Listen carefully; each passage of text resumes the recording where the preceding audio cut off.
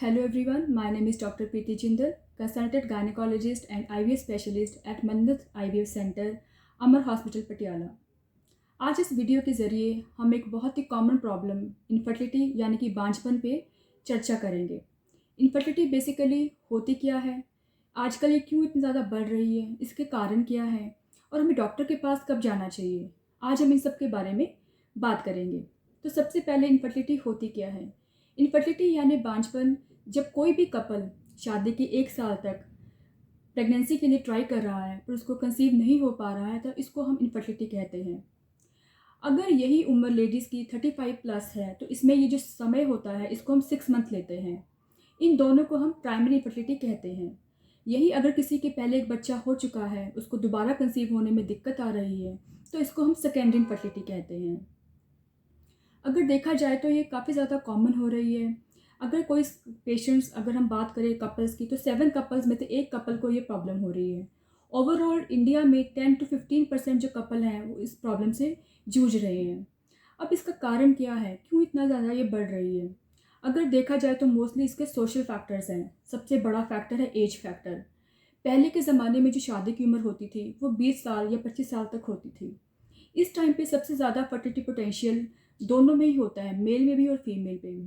पर जैसे जैसे उम्र बढ़ती है, 25 साल से ज़्यादा, 30 साल से ज़्यादा या 35 से ज़्यादा, उम्र बढ़ते बढ़ते ये जो पोटेंशियल होता है प्रेगनेंसी होने का या फर्टिलिटी पोटेंशियल है ये कम होने लग जाता है। तो इसीलिए जो पहले के ज़माने की जो एज फैक्टर था बहुत ही नॉर्मल था, जिसमें चांसेस ऑफ प्रेगनेंसी बहुत जल्दी थे और ये प्रॉब्लम भी इसीलिए कम थी। पर अगर हम आज के ज़माने की बात करें तो यही उम्र 30 से प्लस होने की वजह से और उसके बाद जो करियर की वजह से प्लानिंग लेट हो रही है बच्चा प्लान करने की, उससे ज़्यादा और प्रॉब्लम ये बढ़ रही है। दूसरा है हमारा लाइफस्टाइल। आजकल की जो ज़िंदगी है बहुत तेज़ है। करियर को लेके जो स्ट्रेस रहता है, उसमें जो समय नहीं मिलता खुद की लाइफ़स्टाइल को ठीक करने के लिए, एक्सरसाइज़ के लिए कोई समय नहीं है। खाना-पीना बिल्कुल इर्रेगुलर है, जंक फूड का ज़्यादा सेवन हो रहा है। इसके अलावा जो ये अल्कोहल सेवन है, स्मोकिंग है या और ड्रग अब्यूज़ है, जो पॉल्यूशन का फैक्टर है, जो एनवायरमेंटल फैक्टर्स की हम बात करते हैं, तो ऐसे बहुत से फैक्टर्स हैं, जिस वजह से ये जो प्रॉब्लम हो रही है फर्टिलिटी की, ये बहुत ज़्यादा कम हो रही है।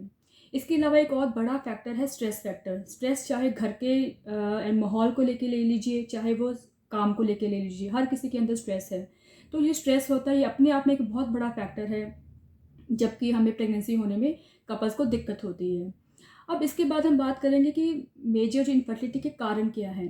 अगर हम एक क्रॉस देखें तो जो 40% कारण होते हैं वो मेल में होते हैं, 40% कारण जो फीमेल में होते हैं और 20% जो कारण है वो अनएक्सप्लेन्ड है, मतलब जिसमें कोई भी रीज़न नहीं है।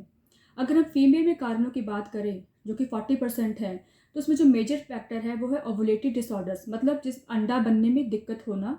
दूसरा है ट्यूब डैमेज होना, मतलब ट्यूबों में जो नलियाँ होती हैं फीमेल में उनमें कोई प्रॉब्लम होना, डैमेज होने जिस वजह से अंडा कैरी नहीं कर पाती हैं।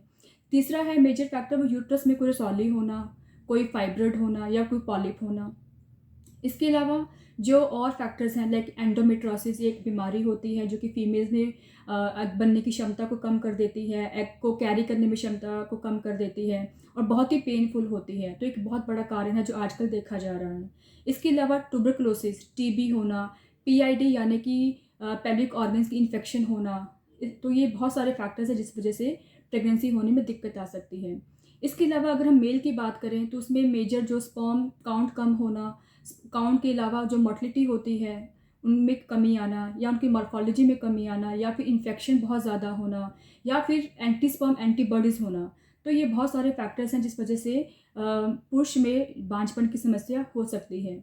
इसके अलावा अगर दोनों में ही किसी को कोई मेडिकल डिसऑर्डर है, बहुत ज़्यादा डायबिटीज़ अनकंट्रोल्ड है, कोई थायराइड प्रॉब्लम है या फिर और हार्मोनल डिस्टर्बेंस है, तो उस वजह से भी प्रेगनेंसी होने में दिक्कत आ सकती है। कई बार देखा जाता है कि जब मेल या फीमेल दोनों ही नॉर्मल हैं फिर भी प्रेगनेंसी नहीं होती है, तो ये अनएक्सप्लेन्ड इनफर्टिलिटी है। मतलब सब टेस्ट करवाने के बावजूद भी, नॉर्मल आने के बावजूद भी ये प्रेगनेंसी होने में दिक्कत आना, तो इसको हम अनएक्सप्लेन्ड कहते हैं और ये 20% केसेस में ये प्रॉब्लम हो सकती है। अब जब ये सब हमें पता है तो इसके बाद हम डॉक्टर के पास कब जाना चाहिए। तो उसके पहले मैं एक बात आपको समझाना चाहूँगी कि जो नॉर्मल कंसेप्शन रेट है, अगर हम 1 मंथ की बात करते हैं वो 20% है। अगर दोनों हस्बैंड वाइफ नॉर्मल हैं तो 1 मंथ में अगर वो चांस लेते हैं तो उसमें जो सक्सेस रेट में उसको नेचुरली मिलेगा वो 20% है। इसीलिए ये 1 ईयर का समय लेना बहुत ज़रूरी है।